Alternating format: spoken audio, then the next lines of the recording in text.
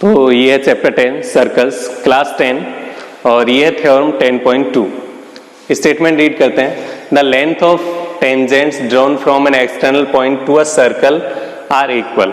यहाँ पे क्या कहा गया है, एक सर्कल है, उस सर्कल पर किसी एक्सटर्नल पॉइंट से, बाहर वाले पॉइंट से टेंजेंट ड्रॉ की जाती हैं और दो टेंजेंट ड्रॉ की जाती हैं।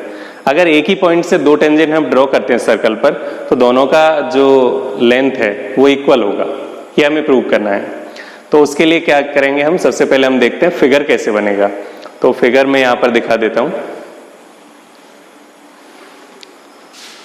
तो ये है फिगर, यहाँ पर ये एक पॉइंट है P, एक्सटर्नल पॉइंट। एक सर्कल है, इसका सेंटर है O और इससे एक्सटर्नल पॉइंट है एक P से टेंजेंट ड्रॉ की जाती हैं।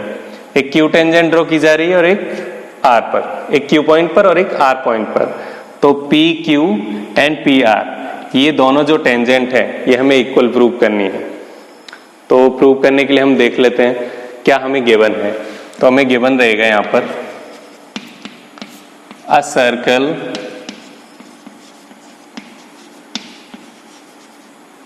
With centre O, P a external point, P an external point,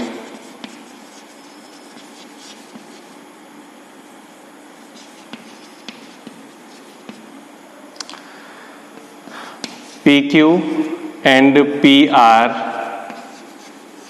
are tangent from P।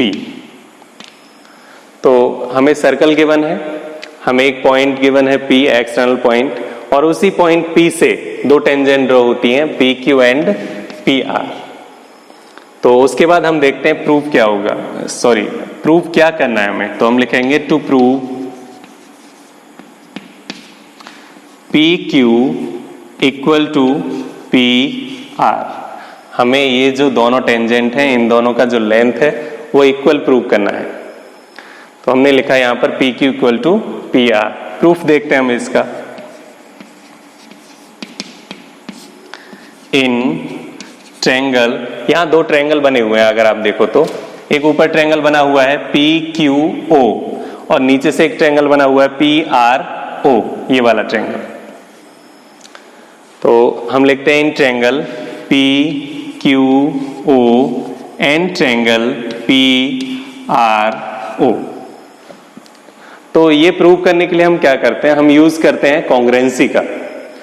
Congruency में क्या होगा कि हम साइड एंगल साइड ले सकते हैं, एंगल साइड एंगल ले सकते हैं, या फिर right angle hypotenuse and side ले सकते हैं।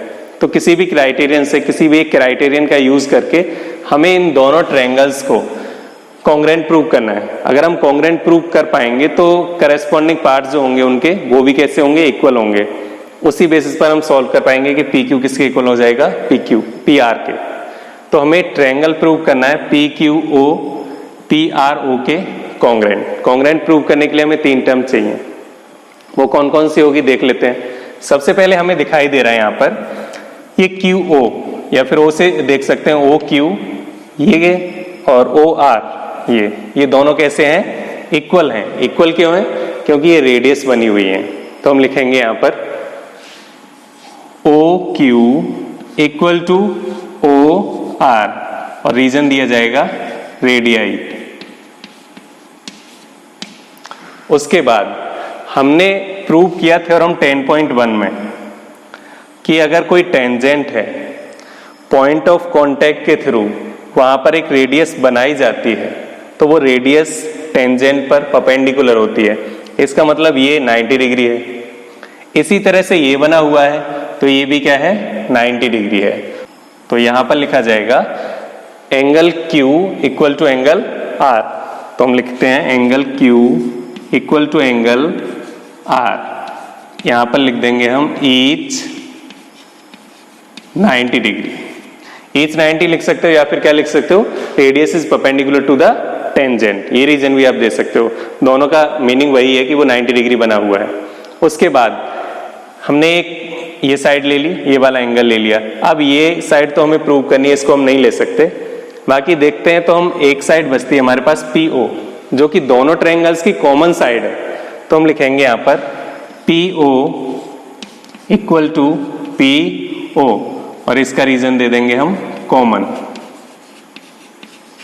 तो यहां पर कौन सा रूल अप्लाई होता है देखते हैं। एक राइट एंगल था, राइट एंगल के जो सामने है वो हाइपोटेनस है और एक साइड है, तो हम लिखेंगे यहां पर बाय RHS रूल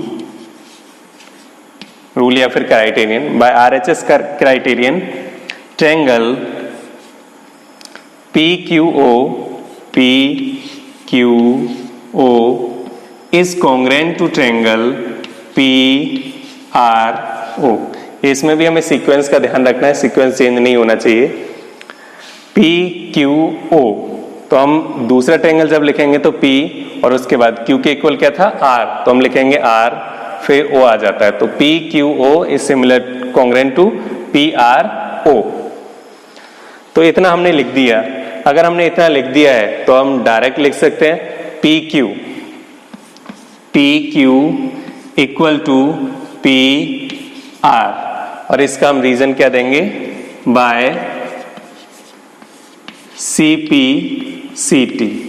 CPCT का मीनिंग क्या है, corresponding parts of congruent triangle. अगर दो ट्रायंगल कॉन्ग्रुएंट है तो उनके जो करेस्पॉन्डिंग पार्ट्स हैं, जो रिमेनिंग पार्ट्स हैं वो भी इक्वल हो जाते हैं।